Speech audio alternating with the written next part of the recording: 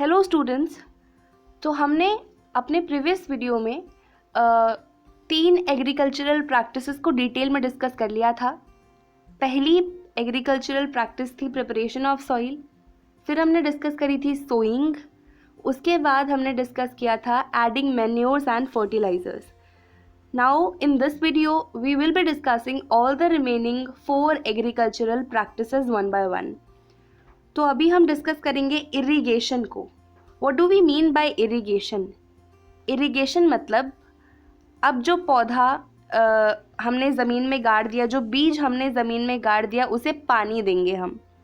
So irrigation is process of giving water to your plants at regular interval of times. So जैसे living organisms को पानी की ज़रूरत होती है सर्वाइवल के लिए, similarly plants also need water for their growth and survival।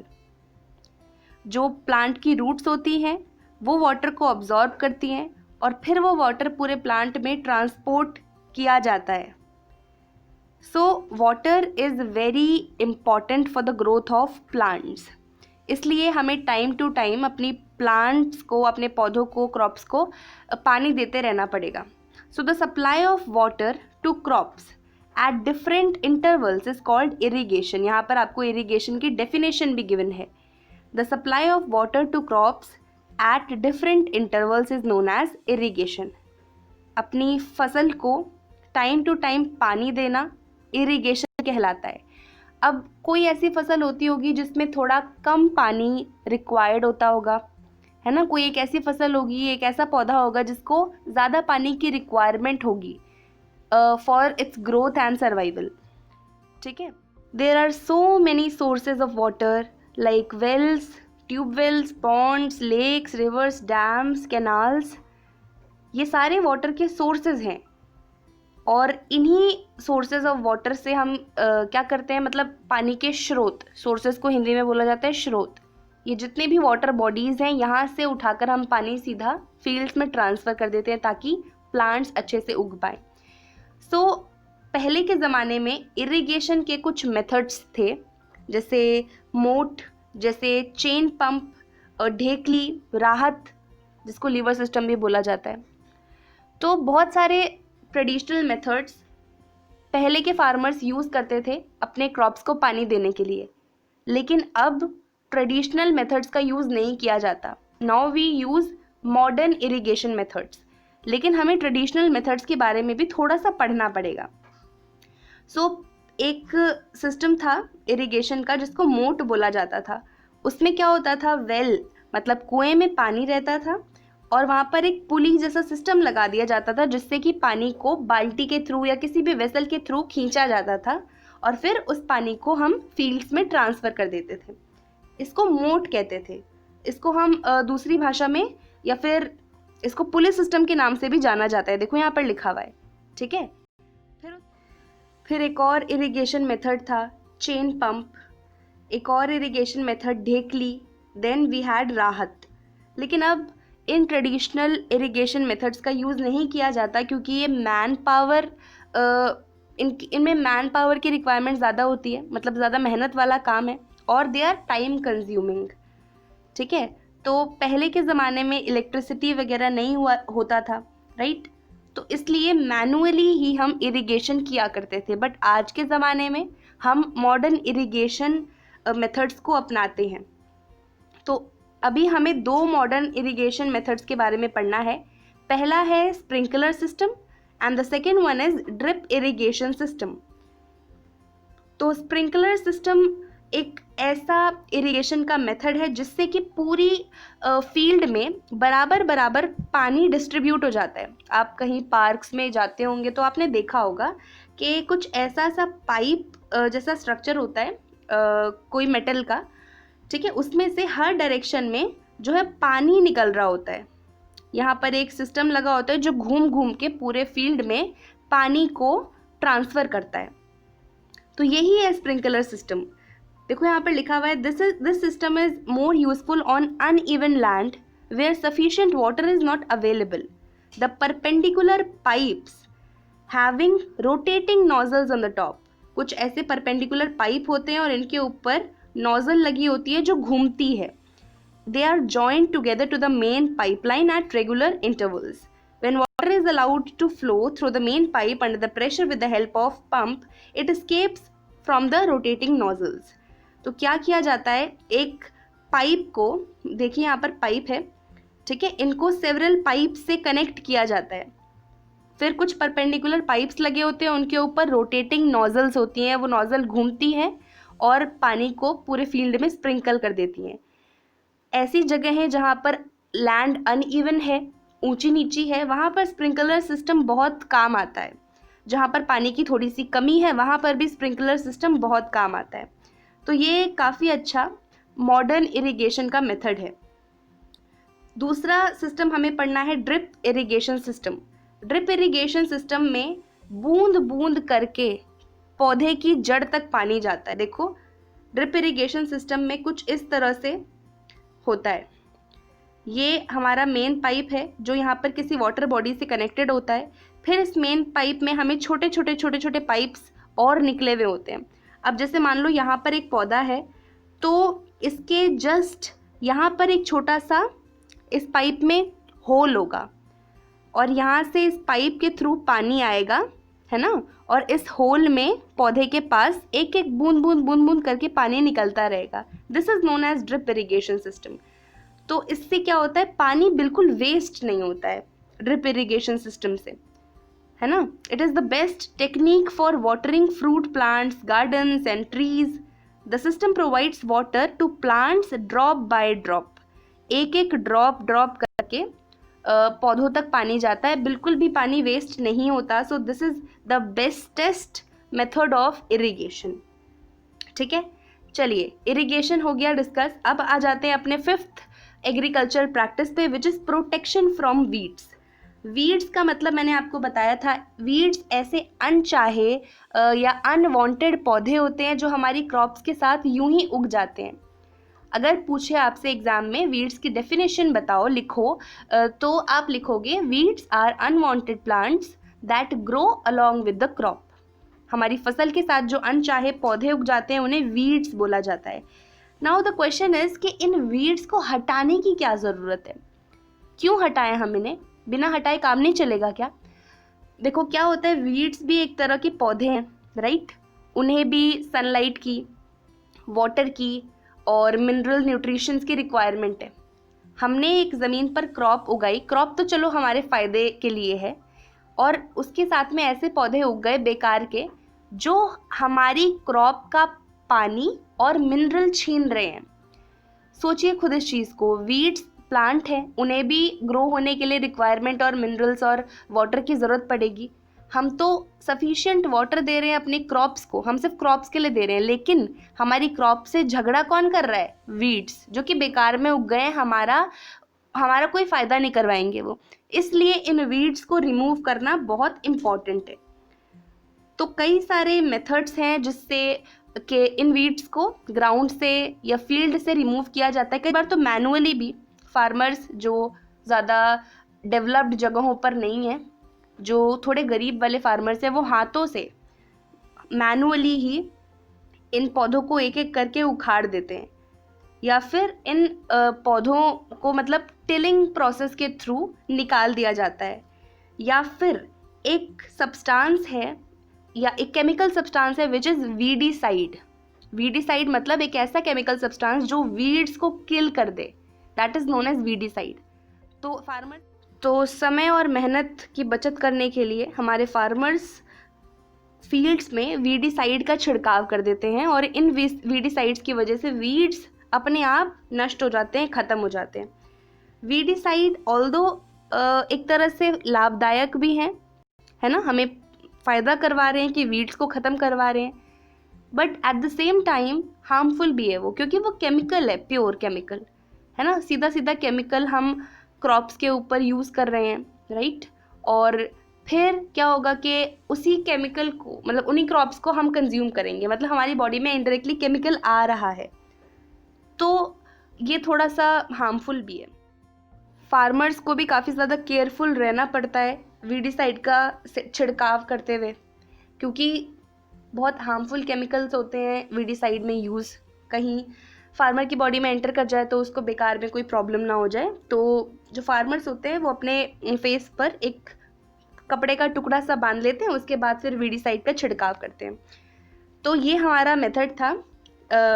ये हमारी एग्रीकल्चरल प्रैक्टिस थी बेसिकली, प्रोटेक्शन फ्रॉम वीड्स। अब एक और एग्रीकल्चरल प्रैक्टिस है हार्वेस्टिंग।